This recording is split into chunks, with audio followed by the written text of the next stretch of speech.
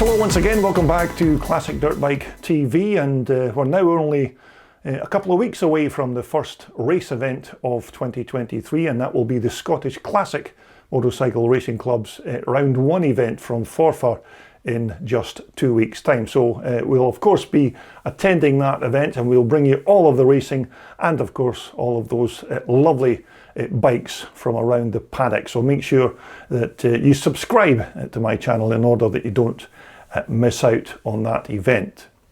But until then, we're going to press on with another nice looking machine, and this is a bike from the 1980s and a very rare machine. So we're going to dive straight into the video and take a look at this lovely 1982 TGM 125. So this featured bike is actually a machine I covered on my YouTube channel some years ago, and it's such a good looking little motocrosser and quite rare as well, so I thought that we'd just take another look and go through some of the parts that went into putting this bike together. Now, just before we get down to the details of the machine, you have to remember that this bike's not an old 1982 125 that's undergone a recent restoration or some kind of refurbishment. This is actually a brand new and unused original bike from 1982 that's never even been started or has had a single drop of fuel placed inside its fuel tank. So in essence, what we're looking at here is the same bike in the exact condition that you would have found it if you'd walked into a TGM dealership in 1982. And this particular Italian TGM 125 is just another one of a huge collection of rare vintage dirt bikes from the Terry Pickering collection, of which I'm sure you'll already have seen other examples of if you're a regular visitor or subscriber to my CDB TV channel. But TGM were yet another one of the relatively small Italian motorcycle companies who began by building little motocross bikes that were initially powered by a small 50cc Sachs engine, and I'm pretty sure it was around 1973 when they first produced a 125. Although from around 1975 they also used an Italian Hyro motor to power their bikes, and at one time used Moto Villa engines as well on some of their other machines. But TGM, or Terzi Giovanni Marchesini to give them their full title, still built some decent motorcycles during the early 1970s and mid 1980s. And in actual fact, it was TGM who teamed up with the other big Italian manufacturer, Cagiva, in 1983, supplying them with a variety of parts and bikes up until the TGM brand was then closed down in 1985. But if you take a look at this 1983 Cagiva 125, you can see that it looks almost identical to our TGM, so you can see the collaboration that TGM and Cagiva had with each other. Although for just a little 125 motocrosser, you have to say that the TGM did have quite a light tubular steel chassis that was both strong and very flickable, but as well as that, it also had the great Italian styling and certainly the looks to match. But as I mentioned previously, our particular TGM 125 was powered by an Italian-built water-cooled Hyro two-stroke motor, and the Hyro Engine Company supplied these and other air-cooled variants of their engines to motorcycle manufacturers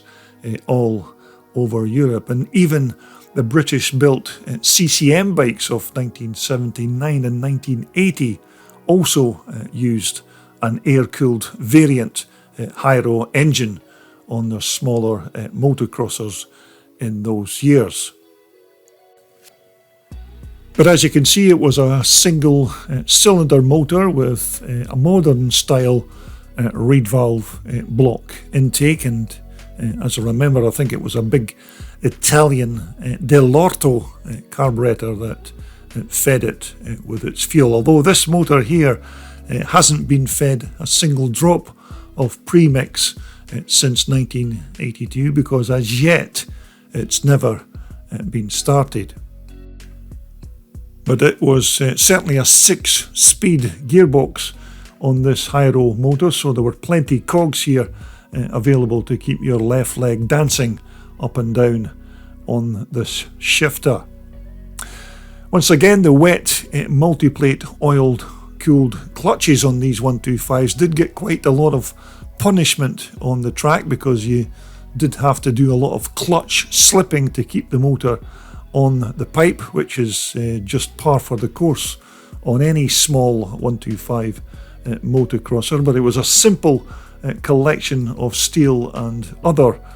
drive plates that was inside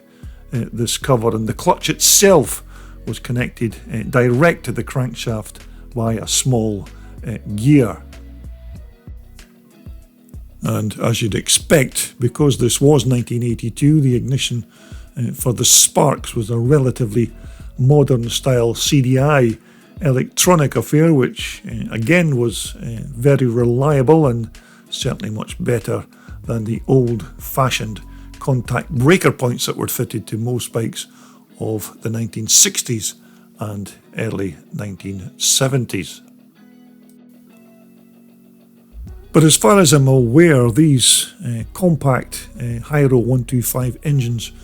were pretty good little power plants and perfectly suited to sit inside these TGM or Cagiva chassis. And as yet, I've not managed to speak to a rider in person to ascertain just how good these were on the track, but they certainly looked the part and seemed to be quite well engineered.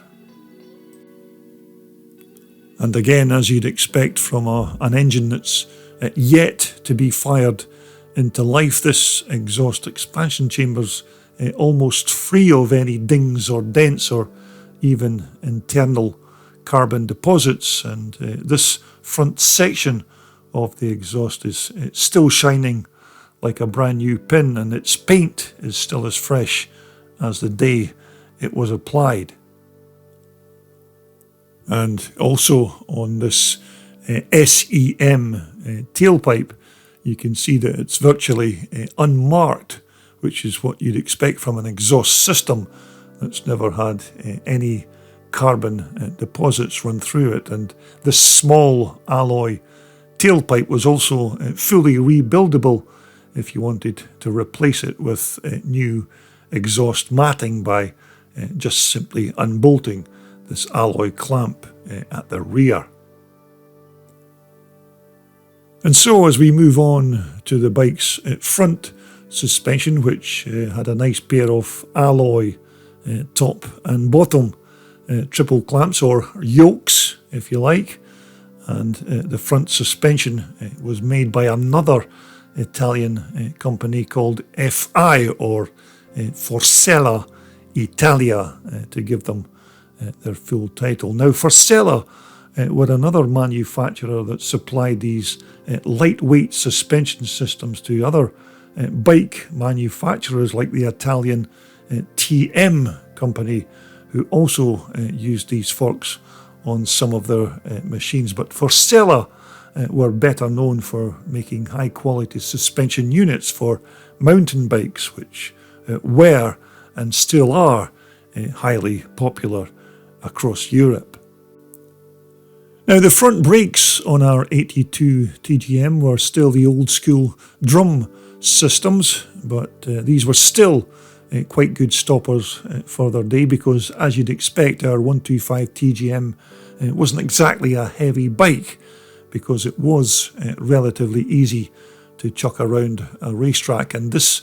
front brake at least had more than enough stopping power to slow up our little red rocket. Now it was a similar case here on this rear drum brake, which once more was well enough up to the job of stopping or slowing down our TGM when the rider wanted to make a turn. And on this rear sprocket you can see that that Regina drive chain hasn't had too much to do since this bike was removed from its packing crate in 1982. Now the bike's rear swing arm was a sand cast alloy part that was both relatively light and very strong, so again it was well up to the task of keeping the back end of our 125 in check. And you can see that this lovely rear swing arm is still as fresh as the day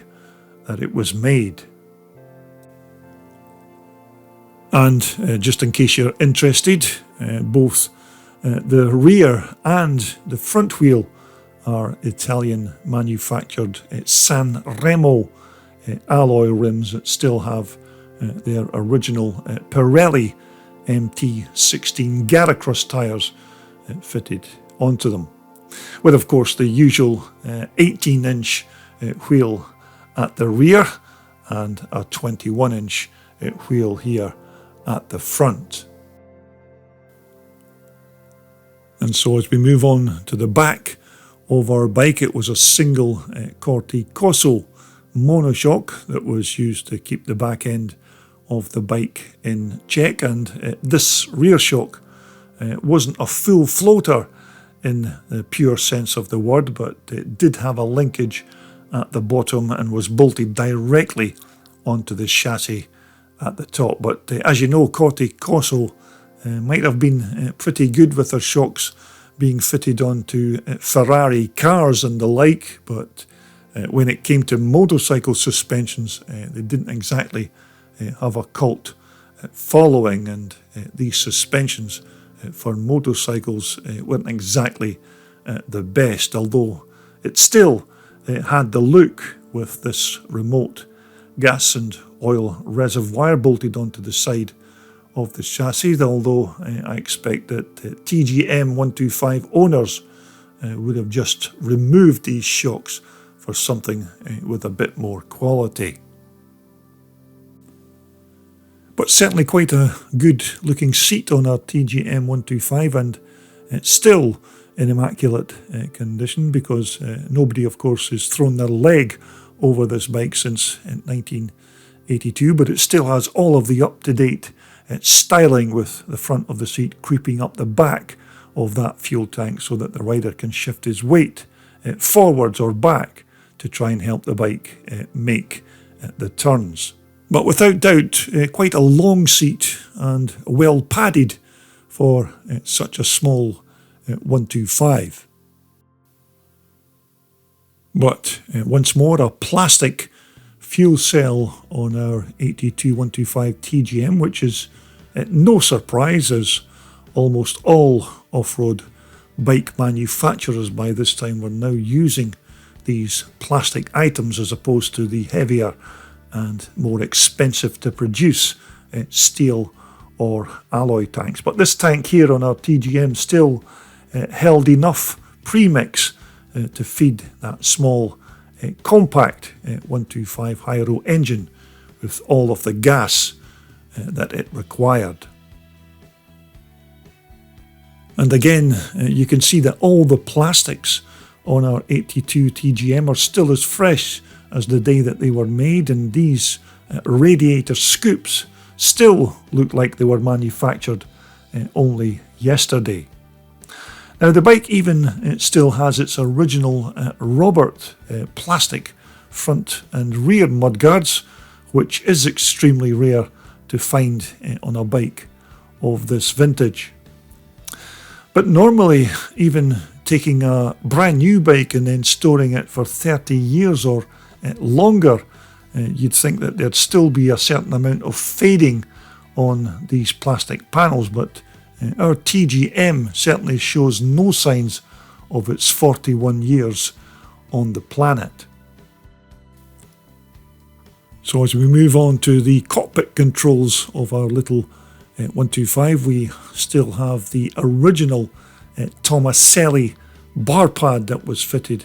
back in 1982, and we also have the stock Domina Gasser throttle there, which had that little clicker adjuster in the centre whereby you could alter the pull on the twist grip.